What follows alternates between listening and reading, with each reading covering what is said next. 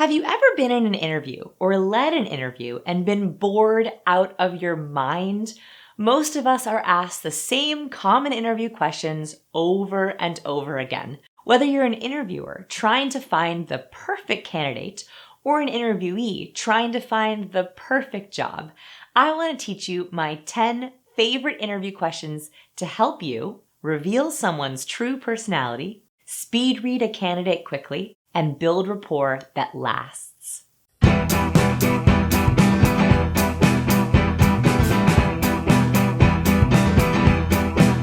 As lead researcher at the Science of People, I have conducted tons of interviews, and I have found there is a certain kind of interview question that works best.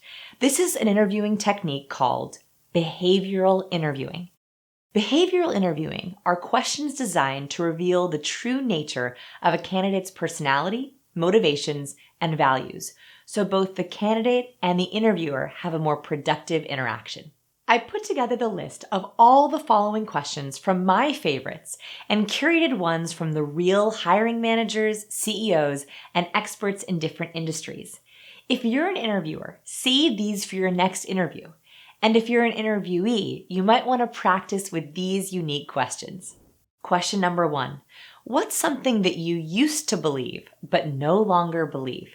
This is one of my favorite behavioral interview questions because it unlocks someone's ability for change and their open-mindedness. One of the hardest parts about starting a new job is the learning curve. New ways of doing things, new culture, new relationships. And sometimes those new ways are going to challenge someone's old ways. This interview question unlocks a few key behaviors. First, can they easily recall a time they have changed their mind? If not, you might have someone who is very stuck in their ways. Second, this question helps you gauge what was the magnitude of that change. If someone says, I used to believe in the Easter Bunny and no longer do, that could show a lack of seriousness. However, if someone answers, I used to believe that charisma and leadership was genetic, but now I know it can be learned, and leadership is a skill I've been working on. Wow, that's a great, well thought out answer. You got a winner. Question number 2. Who were the competitors at the last company you worked for, and how did your company differentiate itself? This one comes from Ian Siegel, co-founder and CEO of ZipRecruiter. If anyone is an expert at hiring and interviewing, it's Ian and the team at ZipRecruiter. He uses this question because, quote, I want to determine if the candidate had a strategic understanding of the business. Surprisingly few candidates can answer this question. I am especially impressed by candidates who have a grasp of existing competitors, potential competitors, and what a disruptive new market entrant can do. I love this question as a behavioral interview question because it taps into a way of thinking. Every great employee should know 3 basic things about their company: the company's mission, the company's goals, and the company's competitors. When an employee is aware of all 3, even if it doesn't directly tie to their job, it shows they're thinking whole-mindedly about why they do what they do, which is what you want in a great employee. Question number 3. Tell me about your best and worst days at work. This interview question is a great way to gauge someone's outlook and perspective. This one comes from Chris O'Neill, CEO of Evernote. Here's his insider interview tip. Quote, the answers are very revealing. Best day answers demonstrate what makes that person tick, what motivates them. Worst day answers tell whether a person is a team player. If their response focuses on what went wrong without taking any ownership, there's a good chance they won't thrive in a collaborative environment. I would recommend taking this question a step further and thinking about what your ideal answer to this question is as an interviewer. If you were to ask your top performers this behavioral interview question, how would they answer? What examples would they give? If you find a candidate who has similar answers to your top performers, they are a winner. Question number 4. If I called your current boss, what would they say about you? Fair warning, this interview question will likely get your candidate's blood pumping a bit. Anytime you ask about a previous boss, it's a bit nerve-wracking, but that doesn't mean that it's not a useful question. Here's why you should ask it in an interview, or prepare to have an answer. How does someone work under pressure? This is a tough question, even if their boss loved them. It's hard to talk about yourself positively or negatively. How does someone talk about themselves? Are they a boaster, a downer, humble, smooth talking? How do they respond? How does someone talk about their past boss? This is an important one. You want to know how someone has processed a previous relationship. Do they hold grudges, resentment, or praise? Chris M. Williams, CEO of Pocket.Watch, asks this question for one big reason. Quote, interviewees tend to be very honest in their response because they anticipate there's an actual possibility I'll make that call. Special note, you can only ask this question if you are willing to actually call their previous boss, especially if you hear something that piques your interest and you want to confirm it. Question number 5. Are you working on anything exciting outside of work?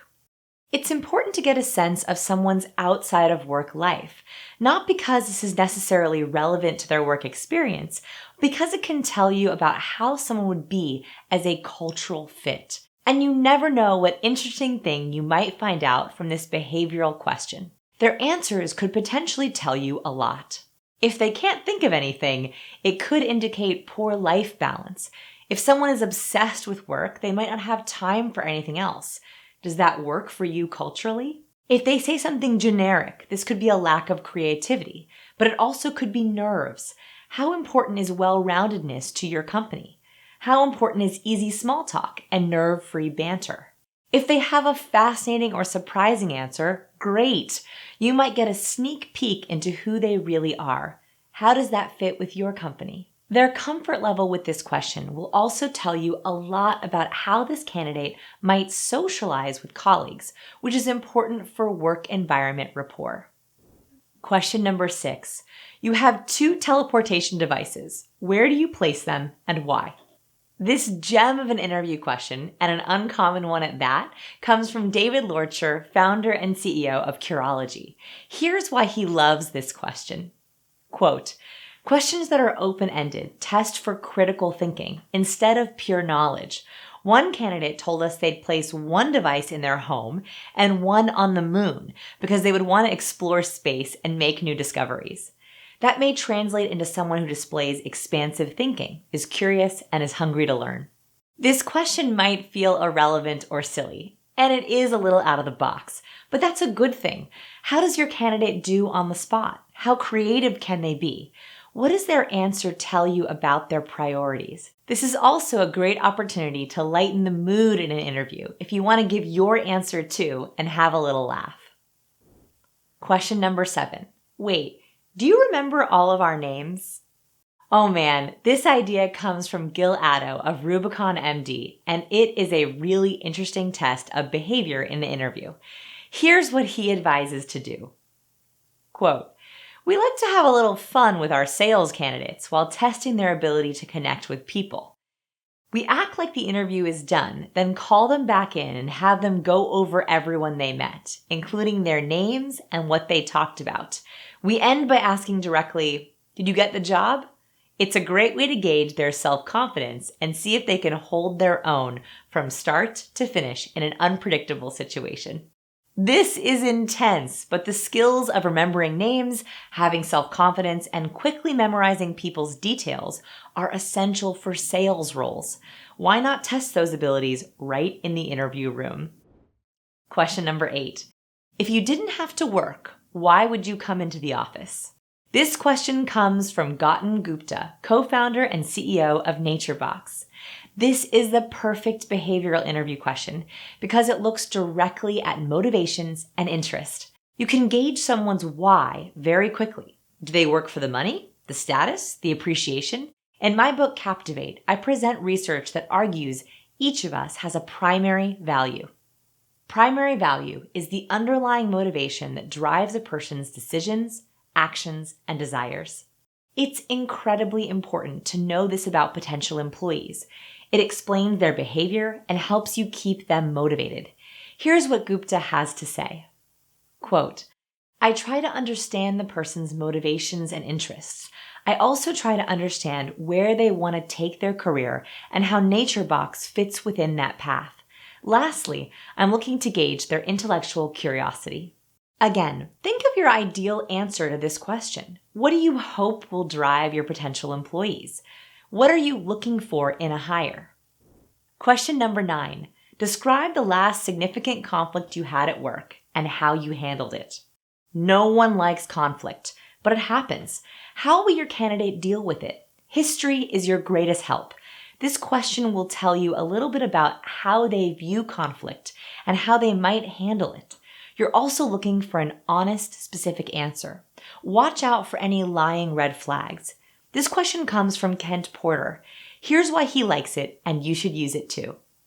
Quote, savvy hiring authorities respond well when I say, we hire them for what they know. We fire them for who they are. The question now is, how do we determine who they are? Questions like this help to discern who a candidate is. Be prepared to ask follow-up questions to their answer. Get details, use specifics.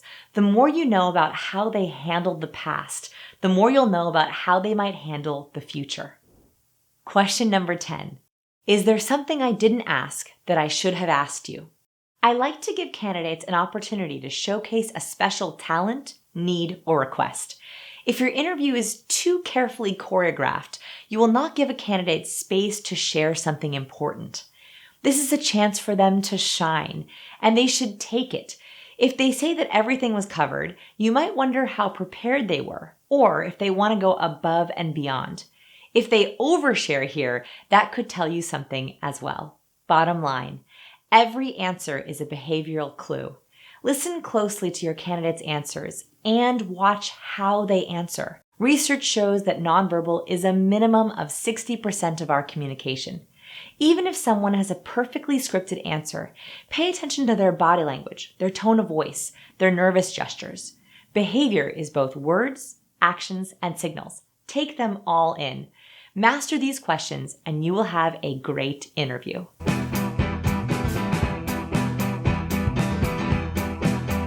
Know someone looking for work? Send them this video so they can practice all 10 questions. And if you have a favorite interview question, put it in the comments below. Maybe I'll add yours to our next video. Thanks so much for watching. Oh wait, don't go. You might also like these videos. That one's really good. Watch it now.